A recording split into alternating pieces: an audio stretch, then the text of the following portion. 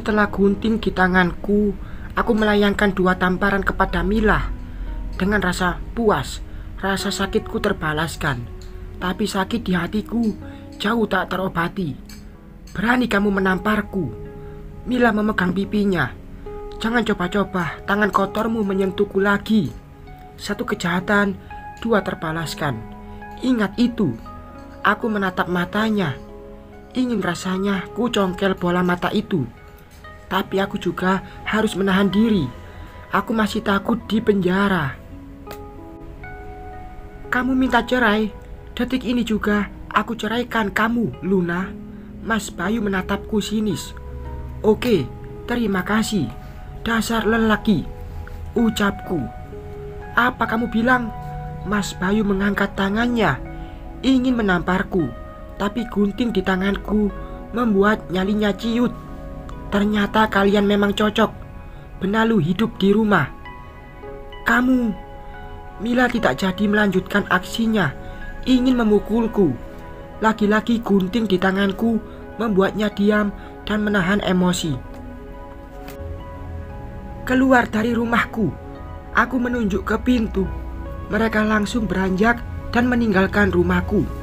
Hari ini aku sudah diceraikan secara agama. Tepat 1 bulan 3 hari usia pernikahanku. Seperti sebuah permainan, ku kunci semua pintu. Aku tidak mau mereka masuk diam-diam dan mengancamku. Sepertinya aku harus memberitahu ibu mertua. Bagaimanapun juga aku masih sah sebagai istri Mas Bayu di atas surat-surat. Setelah masak rendang, ku masukkan ke dalam rantang kecil dan melaju mobilku ke rumah ayah. Ibu tiriku harus menjelaskan semua ini. Kenapa Mas Bayu sangat mentang-mentang terhadapku. Mobilku laju menyusuri kota dan belok ke sebuah perkampungan. Pemandangan individu menyemangati kehidupan bumi yang belum berhenti berputar. Sampai di sana, dari luar terlihat sepi. Biasanya ayah duduk di teras menikmati udara pagi. Aku melangkah mendekati pintu. Sebelum aku mengetok pintu, sayup-sayup terdengar ayah berbicara dengan ibu dan mereka menyebut namaku. Kuputuskan berdiri sejenak mendengar pembicaraan mereka. Ayah jangan khawatir, Luna pasti baik-baik saja. Yang penting ayah harus ingat pesan dokter, jaga kesehatan, jangan berpikir macam-macam, ucap ibu. Dari kecil aku tidak pernah berpisah dengannya. Sekarang sejak dia berumah tangga, sepi, jawab ayah. Sepertinya ayah merindukanku. Apakah aku harus menahan dulu? Aku tidak ingin jantung ayah kambuh mengetahui masalahku. Assalamualaikum. Aku langsung membuka pintu yang tidak terkunci. Waalaikumsalam. Luna, ibu menyambutku dengan senyum. Terlihat ayah senang dengan kedatanganku. Aku langsung mencium tangan ayah dan ibu. Bagaimanapun juga, aku harus menahan dulu demi ayah. Bagaimana kabar ayah? Aku menatap wajah ayah, wajah lesu. Sepertinya sakit ayah makin parah. Ayahmu harus pasang cincin jantung. Luna, jawab ibu dan membuatku terpana. Kapan, Bu? Aku menatapnya bertanya. Secepatnya. Setelah aku melihat kondisi ayah, aku tidak jadi membahas semua ini dengan ibu. Setelah memberikan rantang berisi rendang dan meninggalkan sedikit uang, aku melaju mobilku balik ke rumah. Melihat kondisi ayah, entah kenapa mulutku terkunci. Emosi dan sakit hati dipermainkan, harus kutahan. Sepertinya ibu tiriku juga menjaga ayahku dengan baik. Kutunggu waktu yang tepat. Jika berdiriku sudah kokoh, akan kubawa ayah tinggal bersamaku. Dalam perjalanan, ponselku berbunyi. Ada SMS dari ibu Mas Bayu. Luna, Mama sudah di rumahmu. Begitulah isi SMS-nya. Aku tancap gas, mempercepat laju mobil. Sampai di depan rumah, aku melihat ibu Mas Bayu berdiri di teras. Pintu kukunci. agar si benalu dan tidak seenaknya masuk. Mah, aku menyalami ibu Mas Bayu. Kamu dari mana? Dari rumah ayah. Sakit jantung ayah semakin parah, Mah, jawabku sambil membuka pintu kunci rumah dan melangkah masuk.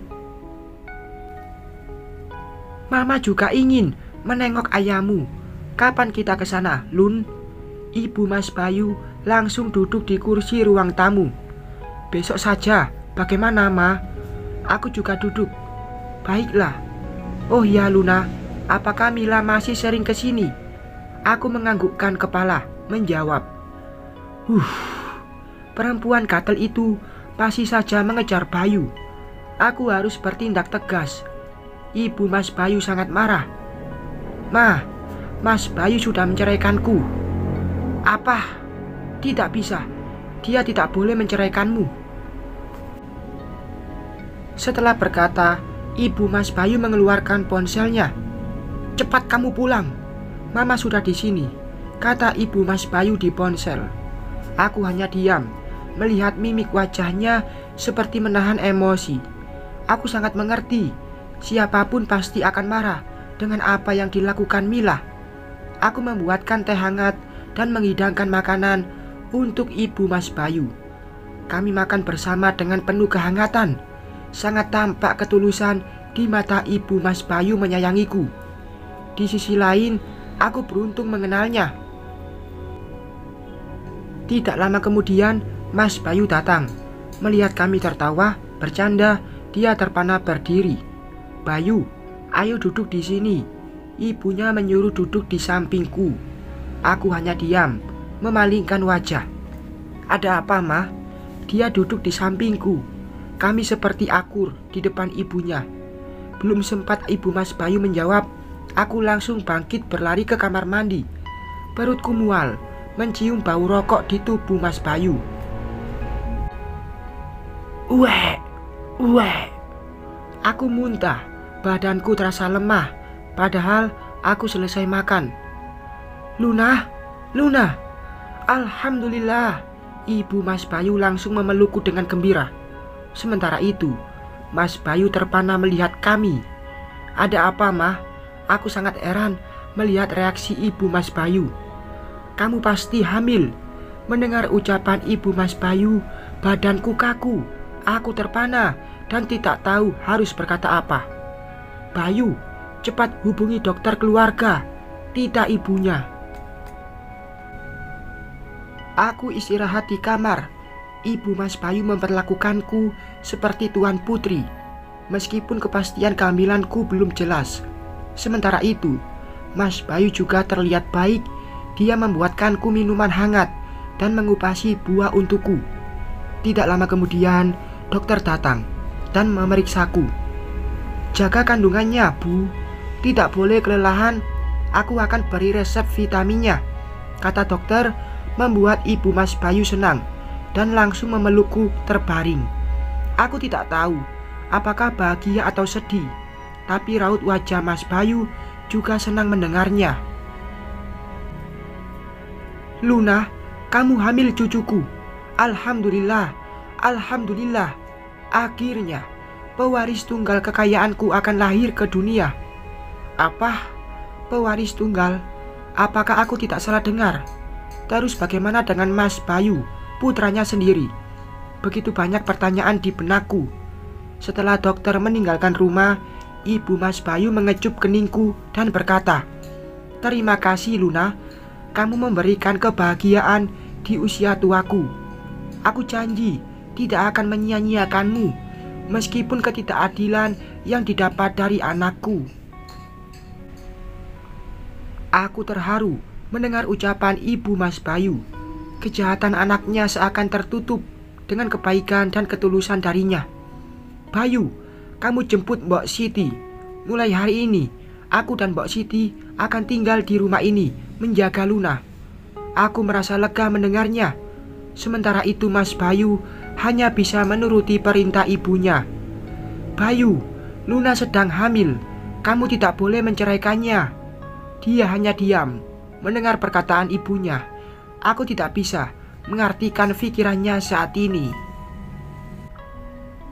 Malam semakin larut. Aku tidur pisah kamar dengan Mas Bayu, sedangkan ibunya tidur di kamar lain. Aku masih memikirkan kandunganku. Satu sisi aku bahagia, sebentar lagi menjadi ibu, dan di sisi lain aku tidak bisa mempertahankan kondisi pernikahan seperti mainan ini. Aku bangkit dari tempat tidur, rasanya sangat haus dan ingin minum minuman dingin. Ku buka pintu kamar dan melangkah ke ruang makan. Minuman putih di kulkas, ku minum. Setelah selesai minum, aku langsung menuju ke kamar. Tapi langkahku terhenti.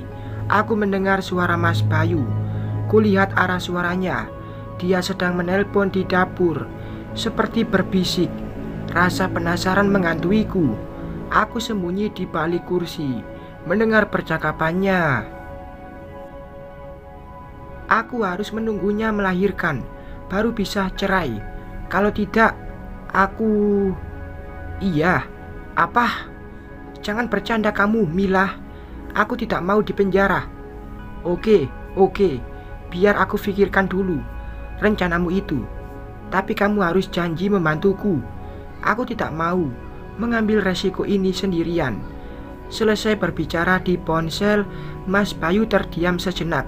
Berpikir, badanku gemetar mendengar perkataannya. Apa maksudnya? Apakah dia dan Mila ingin merencanakan kejahatan padaku? Kondisi kehamilanku belum tentu bisa melawan mereka. Apa yang harus aku lakukan? Sepertinya aku terancam. Apa yang akan direncanakan Mas Bayu dan Mila? Kenapa menyebut penjara segala? Sepertinya mereka ingin melakukan kejahatan padaku.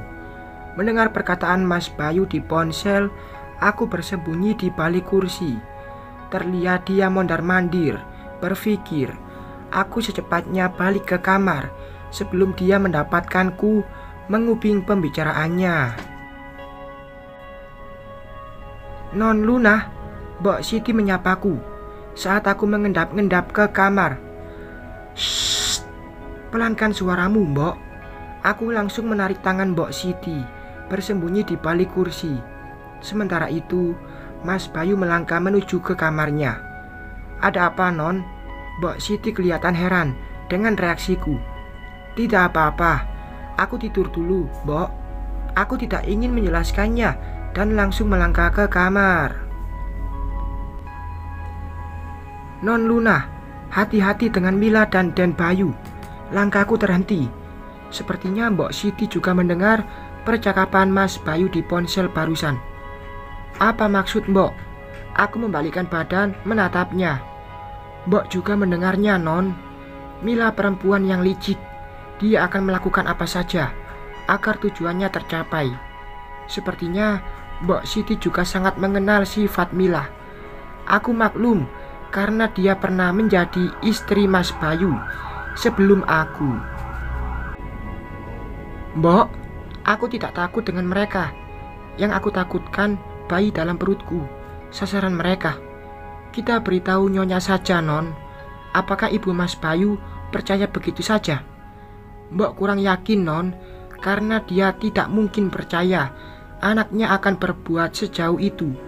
Mas Bayu itu sebenarnya baik, tapi semenjak Mila masuk ke kehidupannya, aku dan Mbok Siti mendiamkan masalah ini dulu sebelum kami punya bukti.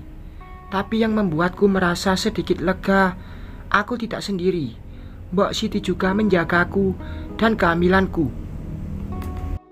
Bersambung.